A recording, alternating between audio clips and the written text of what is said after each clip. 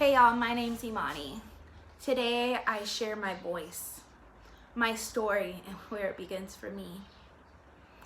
I knew what racism was, but I lived in denial. I lived in a perfect bubble of I am okay. It can't happen to me. I'm not scared of the cops. I'm not scared of people coming and hurting me. My instincts fill me with the knowing that I can't travel to some parts of the country. I can't just go and knock on a door to ask for help. I can't. But I also lived in this bubble where all lives mattered. That we are all in harmony and great. But in fact, it is not great. When I read about a black man taking a jog one afternoon and got shot, I was sad. I was sad for him. I was sad for his family. And I was sad for the incident. I did not use my voice though. I didn't take a stand for him. The day before George Floyd died, I was having a conversation with one of my dear friends. As we talked, I could hear her emotions. I could feel her anger as if they were my own. But I didn't act on the anger.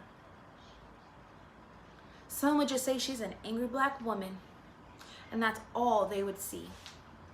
Some might act against her anger and not truly understand.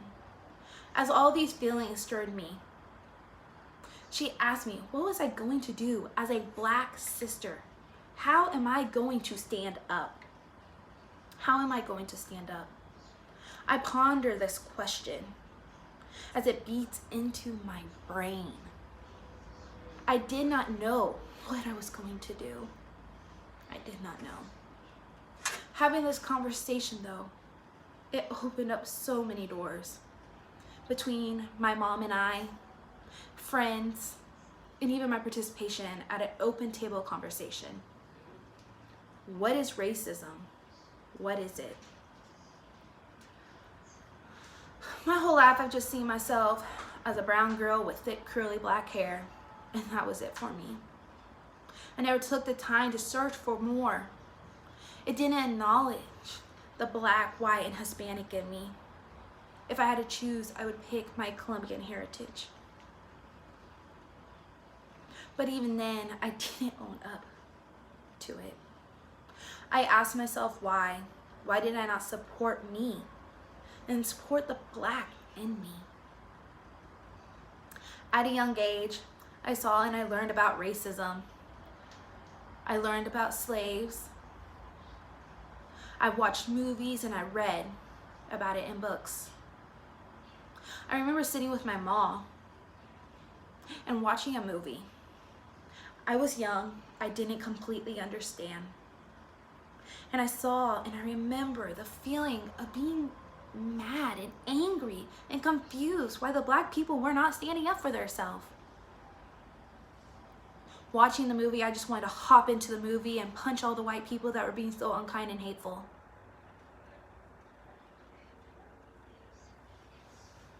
I questioned myself, and I think maybe my denial is I did not want to be a part of that.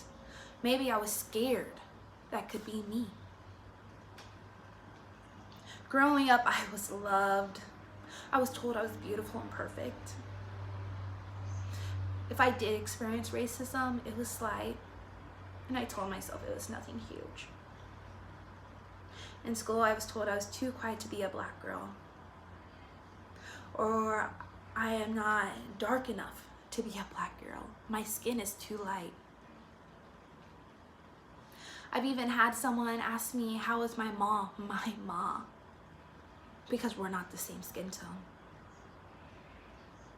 I've had people come and touch my hair without asking, or is my hair real or fake? I just don't acknowledge them because it shouldn't matter. I have grown up in a Northland my whole life. Like everyone, I have memories that are good and bad. I used to say Kansas City was a safe area. Then 2 weeks ago, I went to Walmart and a white woman approached me. I've never met the lady. She asked me, am I sad about what's going on in the world today? I told her I was sad for all. Then she began to proceed and asked me if I was scared. And so I looked at her and I responded, I am scared for all. I am scared for all. She proceeded and said, if my boyfriend was here, he would shoot your black ass. I looked at her and I told her white is a color too. And I walked off. I walked off. I can't even describe how it felt. It was weird. It was really weird. It was scary. And it was uncomfortable. That evening I shared the incident with my mom. I could see the emotions through her eyes as she was scared for me. I could see the hopeless feeling of her not to be able to protect her baby. She gave me a hug and told me that she would always protect me. How much she loved me. We cried, then we began to talk about being safe. This week I got on Facebook one evening and I saw an article about an 18-year-old. The girl who was sitting at her stoplight with her window down, and somebody threw lighter fluid on her and called her the N-word.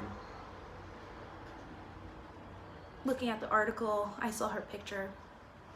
All I could see was myself, a light-skinned girl in curly hair.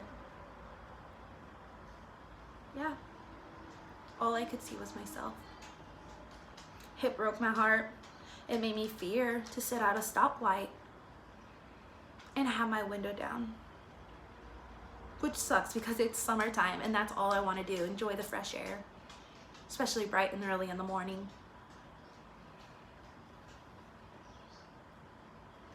Just want to enjoy. Every day I see things and it makes me sad. We people of color are more apt to be targeted in our own hometown, where all of our truth begins. All of it. Our story, our birth, our heritage. As a woman, I stand for all the moms and dads, the brothers and the sisters, the cousins, the grandparents, the uncles and the aunts, and friends who have children of all ages of color. No matter if you're biologically or adoptive families, I stand for you. I stand for you. I stand for you. Thank you for listening.